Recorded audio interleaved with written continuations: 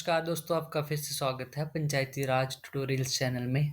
आज की इस वीडियो में हम जानेंगे कि वर्क फाइल कैसे तैयार करते हैं। जो भी हमारे विकास कार्य होते हैं उनकी वर्क फाइल कैसे तैयार करनी होती है। तो वीडियो शुरू करने से पहले मैं आपको ये बोलूँगा कि चैनल को सब्सक्राइब कर लें, वीडियो को लाइक कर दें और कमेंट में ज़रूर ये लिखें जो भी आपको दिक्कत या परेशानी आती है। और साथ में ये भी बताएं कि अगर जो मैंने ये चीज़ें बताई हुई हैं इस वीडियो में, अगर आपको लगता है कि इसमें ऐसा नहीं है, कुछ और तरीके से बनती है, तो आप वो भी लिख सकते हैं। मैं इसमें थोड़ा सुधार करके दोबारा से भी ले आऊँगा इस वीडियो को, अगर कुछ गलती पाई जाती है तो।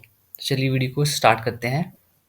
तो सबसे पहले होता है कि वर्क फाइल में निम्न पत्र लगाना अनिवार्य है। कौन-कौन से पत्र लगाने चाहिए हमको? एक तो होता है सबसे पहले सैंक्शन ऑफ द वर्क, मतलब अगर आपका कार्य सामान्य मद का है, मतलब जनरल हेड का है या प्लानिंग का है, तो आपके पास स्वीकृति पत्र या सैंक्शन लेटर होना चाहिए उसका बकायदा।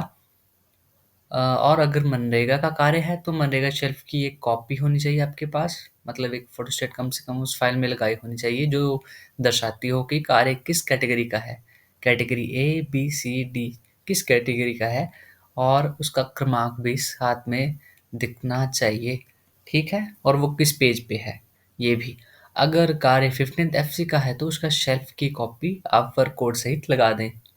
तो ये हो गया सैंक्शन लेटर, उसकी स्वीकृति। सेकेंडली आता है लैंड फॉर्मेलिटीज़। लैंड फॉर्मेलिटीज़ सबसे ज़रूरी होती हैं कार्य के लिए। इसमें काफ़ी उलझनें पड़ती हैं, ये आप भी जानते हैं, क्योंकि कुछ लोग अगर भूमि दान कर दें तो उसमें भी बाद में कई बार स्टे लग जाते हैं तो दिक्कत आती है। और कई बार भूमिपतियों की लड़ाई हो जाती है तो फिर बाद में काम रुक जाता है। तो लैंड फॉर्मेलिटीज़ में क्या-क्या होना चाहिए? तो भूमिपति का अनापत्ति प्रमाण पत्र या एफिडेविट, या संबंधित भूमि की गिफ्ट डीड। अगर वो गिफ्ट डीड करता है तो वो वेल एंड गुड है फिर तो। अगर भूमि प्रदेश सरकार की है तो उपमंडलाधिकारी या जिलाधीश से एनओसी या पर्चा ततीमा लिया जाएगा। यदि भूमि जंगलात की है तो एफआरसी या एफआरए की रिपोर्ट लगेगी।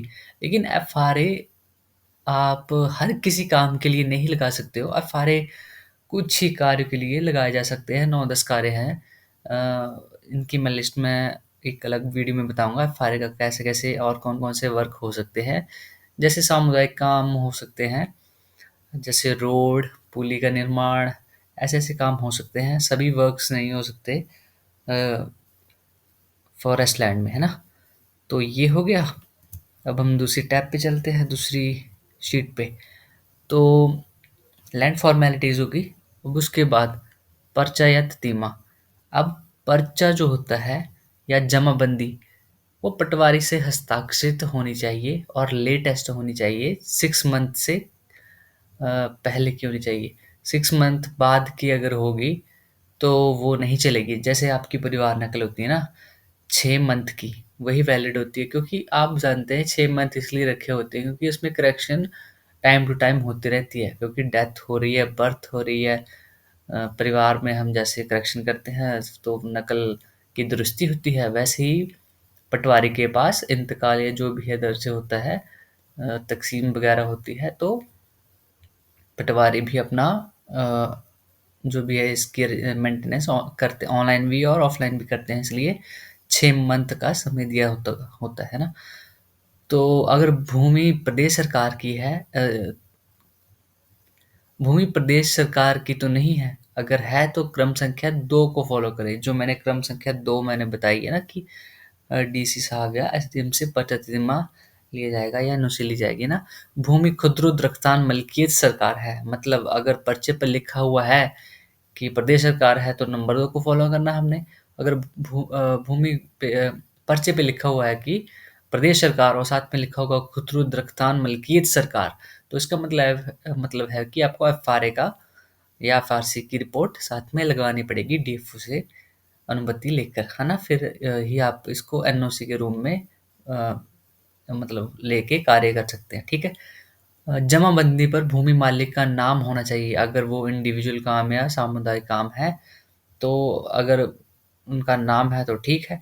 जिस कार्य के लिए भूमि का इस्तेमाल हो रहा हो वह उस कार्य से बेनिफिटेड होनी चाहिए। उदाहरण के लिए जैसे कोई बंजर भूमि है या भूमि विकास कार्य हम करवाते हैं तो वो बंजर भूमि पे ही होते हैं। लेकिन अगर पर्चे पे लिखा हुआ है कि वो उपजाऊ या कुछ भी ऐसा लिखा हुआ कि वहाँ पे खेत है ना, तो वहाँ पे आप भूमि विकास कार्य नहीं करवा सकते। भूमि विकास कार्य से वहीं होंगे जहाँ पे उस कार्य से बेनिफिट होगा उस जमीन को, है ना। तो आप पढ़ भी लें कि वो पर्चे पे किस कार्य के लिए उन्होंने पर्चा दिया हुआ है। आप पे लिखा होता है वहाँ पे कि वहाँ पे कोई लैंड तो नहीं है, कोई मकान तो नहीं है, खेत है, बंजर है, सब कुछ लिखा हुआ होता है, कोई उठाऊ पेयजल योजना तो नहीं है।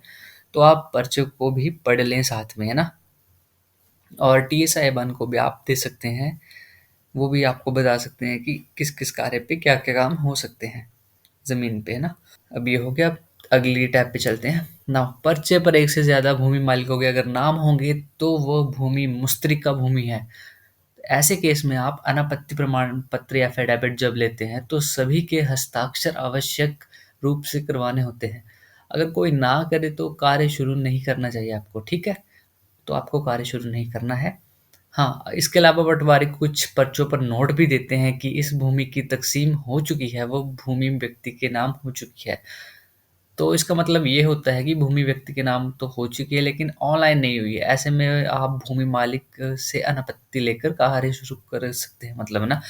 इसका मतलब ये हुआ कि आप लोक मित्र केंद्र से जो पर्चा लेते हैं उसको ना लगाएं। पटवारी से हस्ताक्षरित करवाना इसलिए ज़रूरी है क्योंकि अगर कोई इंतकाल या ज़मीन तकसीम अगर नाम हुई है तो वो अगर ऑनलाइन नहीं हुई है तो अगर आप लोक मित्र केंद्र से निकाल रहे तो वो शो ही नहीं करेगा, क्योंकि जो ऑफलाइन में पटवारी के पास आया होगा दुरुस्ती के लिए वो अभी ऑनलाइन नहीं हुआ तो वो लोक मित्र केंद्र में नहीं निकलेगा। इसलिए पटवारी से हस्ताक्षरित करवाना अनिवार्य है। पटवारी ही लिखेगा कि नोट देके, जो मैंने यहाँ पे बताया ना कि पटवारी नोट देके भी लिखता है, वही नोट देगा। अगर ऑनलाइन नहीं होगा तो वो नोट में लिख देता है। तो आप समझिए होंगे मैं क्या बोल रहा हूँ। अगली शीट में आते हैं। किसी भी भूमि जिसमें स्टे लगा उस पे कार्य ना करें। ये सबसे बड़ी आपको देखनी है कि उस जमीन में कार्य नहीं करना है, कतई नहीं करना है। ततीमा पटवारी द्वारा हस्ताक्षरित होना चाहिए। मैप या लोकेशन होती है ततीमा, एक पॉइंट जगह की वो कितनी कितनी एरिया है, कहाँ से कितना मीटर, ठीक है, वो होता है ततीमा। वो भी ऑनलाइन निकल जाता है लेकिन पटवारी से हस्ताक्षरित ज़रूर करवाएं, उस पर भी नोट दे सकता है वो ना। कार्य के शुरू करने से पहले की फोटो होनी चाहिए फाइल में, ठीक है। अगर सामुदायिक कार्य है तो 5 कम से कम। ऐसा होता है कि जनरली अब जैसे कम्युनिटी वर्क्स आते हैं तो प्लानिंग के मैक्सिमम प्लानिंग के ऐसे काम हैं जो सिंगल घरों को ही आप रास्ता बना देते हैं। तो ऐसे नहीं होता है। कम्युनिटी काम कम से कम 5 परिवारों को फ़ायदा कम से कम मिलना चाहिए या उससे ऊपर, ठीक है। तो वो ही कम्युनिटी काम माने जाते हैं, ठीक है। तो एस्टिमेट लगाना होता है साथ में फाइल में, जो कि संबंधित तकनीकी सहायक या कनिष्ठ अभियंता, सहायक अभियंता या अधिशासी अभियंता का होना चाहिए एज पर अमाउंट की वो किस प्रवृत्ति का कार्य है, रिपेयर है, अपग्रेडेशन है, निर्माण है, कितने अमाउंट का है। वो डिपेंड करेगा कि तकनीकी सहायक का काम है या कनिष्ठ अभियंता का या सहायक अभियंता या अधिशासी अभियंता का, ठीक है। इसके बाद मनरेगा के कार्य में जॉब कार्ड की कॉपी अगर इंडिविजुअल कार्य है तो लगी हुई होनी चाहिए, उसका जॉब कार्ड बना हुआ होना चाहिए। तभी आप मनरेगा में इंडिविजुअल कार्य को शुरू कर सकते हैं, तभी आप अ, लोगों को कार्य सैंक्शन करवा सकते हैं अगर उसका जॉब कार्ड बना हुआ है तो, ठीक है। और उनको बकायदा अपने कार्य पे भी काम करना पड़ेगा, ठीक है। अगर मनरेगा में पशुशाला का कार्य होता है तो वेटनरी की रिपोर्ट भी लगानी संलग्न करनी आवश्यक है। ये सबसे ज़रूरी है पशुशाला के केस में, ठीक है। कार्य की स्वीकृति का प्रस्ताव डलेगा, उसके बाद कमेटी भी उसमें डलेगी साथ में, 3 मेंबर की या 5, 7, 9 और 11-13 की भी हो सकती है, ठीक है। मेंबर्स की कमेटी इतनी की होगी, ठीक है। अब कार्य पर हुए खर्चे के सारे बिल, वाउचर्स या मस्ट रॉल्स सारे उस फाइल में होने चाहिए, ठीक है। अब कार्य के पूर्ण होने उपरांत का फोटो होना चाहिए उसमें, ठीक है। कार्य की राशि की उपयोगिता प्रमाण पत्र। अब राशि की उपयोगिता प्रमाण पत्र क्या मतलब इसका? ये है हमारा यूटिलाइजेशन सर्टिफिकेट। यूटिलाइजेशन सर्टिफिकेट क्या होता है? मतलब यूटिलाइजेशन मतलब आपने कितना अमाउंट यूटिलाइज कर लिया। अब जैसे 1 लाख का अमाउंट था, आपने 90,000 यूटिलाइज किया, तो आप 90,000 की यूसी काटेंगे। और एक होता है कंप्लीशन सर्टिफिकेट। हाँ, ये है कंप्लीशन सर्टिफिकेट। कंप्लीशन सर्टिफिकेट मतलब कि कार्य कंप्लीट हो चुका है, इसका मतलब ये होता है। इसमें ये ज़रूरी नहीं है कि 1 लाख है तो 1 लाख ही ख़त्म हो गया। अगर 90 का था तो एस्टिमेट उतना बनेगा और उस हिसाब से कंप्लीशन और यूटिलाइजेशन सर्टिफिकेट दिए जाएंगे।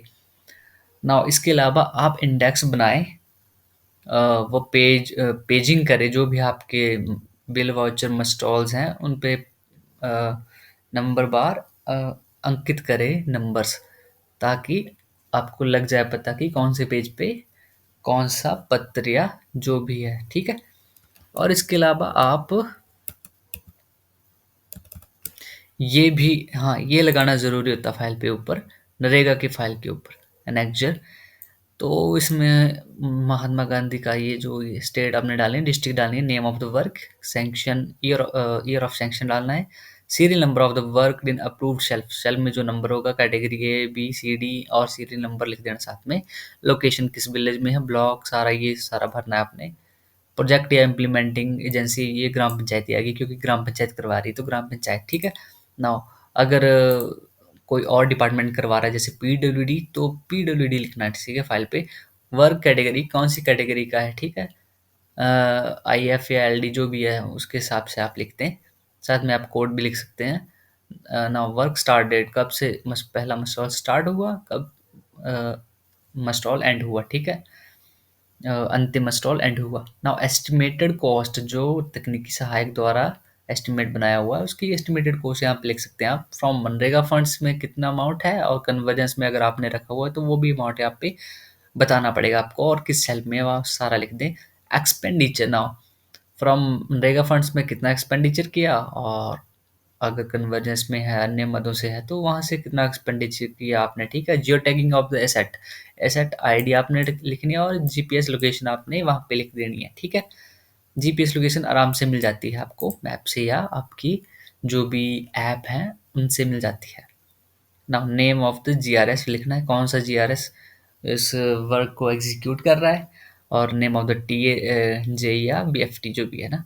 नाउ सोशल ऑडिट कंडक्टेड, अगर हो गया तो यस, नो तो नो। अगर काम हो गया आपका और सोशल ऑडिट कंडक्ट हो गया तो आप बाद में यस यस भी कर सकते हैं इसको, ठीक है। तो इस तरीके से सारा सारी वर्क फाइल तैयार होगी। अगर आपको ये चाहिए होगी तो मैं इसको डाल भी दूंगा ग्रुप में, ठीक है।